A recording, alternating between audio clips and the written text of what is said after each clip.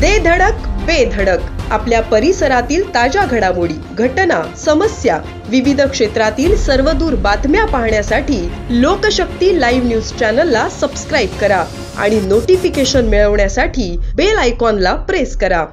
2019 सालापासून पनवेल तालुक्यातील करंजाडे वासियांना पाणी प्रश्नाने ग्रासलंय। त्यातच करंजाडे ग्रामपंचायतीत 1.5 वर्षांपूर्वी भाजपचे सरपंच मंगेश शेलार हे विराजमान झाले। मंगेश शेलार हे मुळातच पाण्याचा गंभीर प्रश्न घेऊन निवडणुकीला सामोरे गेले होते। सरपंचपदी विराजमान झाल्यापासून मंगेश शेलार यांनी करंजाडे हद्दीतील नागरिकांच्या मूलभूत सोयीसुविधांना हात घालून अनेक विकास कामे मार्गी लावलीत।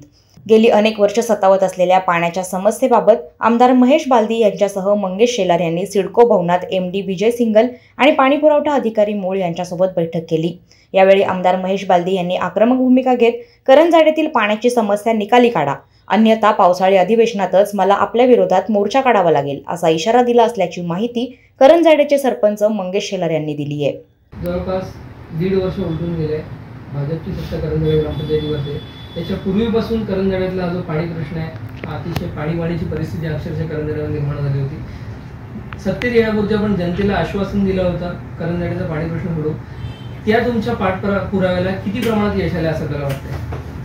नमस्कार, मी मंगेश शेलार, करंजाडे सरपंच। नक्कीच याच्या आधी सत्ता शेकापक्षाची होती, त्यानंतर आपली भाजपची सत्ता आली। आज 1.5 वर्ष झाली। तुम्हाला म्हणतो पाण्याचा प्रश्न हा 2019 पासून चालू आहे। काही मोर्चे निघाले, काही घांडे मोर्चे निघाले, पण जेव्हा आपण सत्ता आली, जेव्हा सत्ताला आल्यापासून आपण पाण्यासाठी सातत्य पाठपुरावा करत होतो। जेव्हा सत्तेला आलो तेव्हा पहिले आपण सिडकोच्या अधिकाऱ्यांशी मिटिंग घेतली, MGPच्या अधिकाऱ्यांशी मिटिंग घेतली व पाण्याचा प्रॉब्लेम काय, तर ते बोलले पाणी प्रेशर कमी येतो।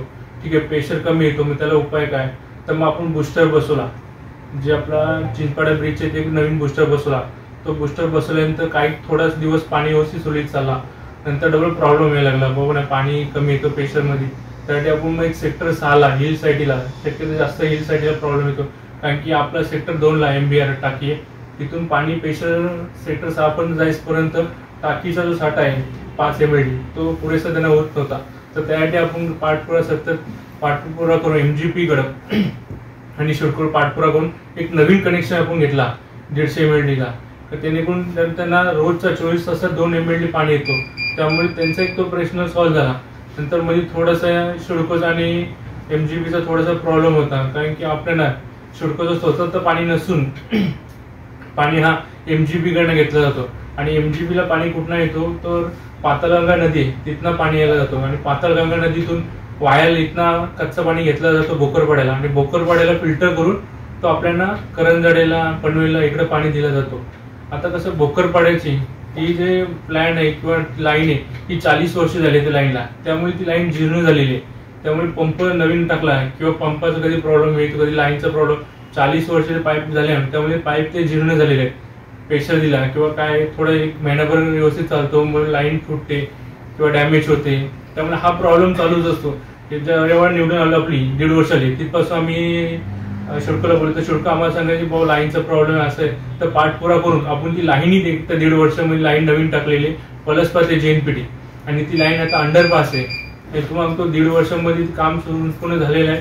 आता तो क्षण आलेला आहे का पाण्याचा प्रॉब्लेम 99% प्रॉब्लेम सॉल्व्ह होईल जेव्हा ही जी लाईन आहे, जी जुनी लाईन ती बंद करून पलस पाहून JNPT पर्यंत लाईन चालू केली तर 99% प्रॉब्लेम सॉल्व्ह, कारण ती लाईन अंडरपास आहे, वरती कॉन्क्रीट आहे, डॅमेज होणार नाही, जीर्ण होणार नाही। आता तुम्हाला आज मीटिंग झाल्याप्रमाणे जसे सिडको MGPवर अवलंबून आहे तसे MGPला आम्ही पाठपुरावा करून लाईनी नवीन टाकलेली आहे। येत्या 7 दिवसामध्ये जे MGPचे वायदंडे साहेब आहेत ते साहेबांनी सांगितले येत्या 7 दिवसामध्ये आम्ही नवीन लाईन चालू करतो। जर नवीन लाईन चालू केली तर मला वाटतं एक ते 7 ते 8 दिवसामध्ये पाण्याचा प्रॉब्लेम सॉल्व्ह होऊन जाईल। आणि जर वरची लाईन चालू झाली तर आता करंजाडेला रिक्वायरमेंट किती 18 ते 19 MLD, आता भेटे किती 16, 13, 12, 9 असं, तर कंटिन्यू तिथं आपल्याला 18 MLD भेटला तर 99% करंजाडेला पाण्याचा प्रॉब्लेम सॉल्व्ह होऊन जाईल। प्लस मंगळवारी हा शटडाऊन घेऊन आपण वरच्या लाईनची ट्रायल घेतोय। ही ट्रायल मंगळवार बुधवार 2 दिवस चालणार आहे।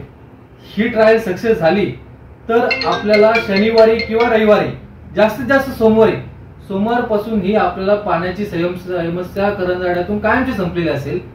आता सगळीकडे पाणी पाणी पाणी चाललेलं आहे, परंतु आता ह्या 2 दिवसापासून पाणी सुरळीत होत आहे. कालचा एक प्रॉब्लेम असेल की काल आपला एक 2 तासाचा काहीतरी शटडाऊन होता MSCDCला, त्याच्यामुळे एक झोन 2ला पाणी थोड्या प्रमाणात कमी आलेलं होतं. परंतु ते आज त्यांच्याशी आम्ही अधिकाऱ्यांची चर्चा केली, त्याच्यात असं निष्पन्न झालं की आजपासून पाणी पुरवठा सुरळीत होईल आणि येणाऱ्या ह्या 2-3 दिवसामध्ये आपला पाणी पुरवठा व्यवस्थित होईल. कारण लोकांच्या समस्या आम्हाला घेऊन पुढे जायचं आहे. त्याच्यासाठी आता सरपंच पण आपले प्रयत्न करतात, अनेक संस्था आहेत ते पण त्यांच्या पाठीशी आहेत. पाणी प्रश्नासाठी आता आम्ही रस्त्यावर उतरून कामं करतोय, कुठलीही आम्ही आश्वासनं कोणाला देत नाही. आम्ही डायरेक्ट आमच्या पाणी प्रश्नाच्या मुद्द्याला हात घालतोय. आम्ही जे कामं जे आपण करतोय त्याचाच आम्ही पाठपुरावा करतोय. असे फेक कामांचं आश्वासन आम्ही कोणाला देत नाही. लोकशक्ती लाईव्हसाठी न्यूज ब्युरो, पनवेल. अशाच सच्चाई दर्शवणाऱ्या बातम्या पाहण्यासाठी लोकशक्ती लाईव्ह न्यूज चॅनलला लाईक करा, शेअर करा आणि सबस्क्राईब करा.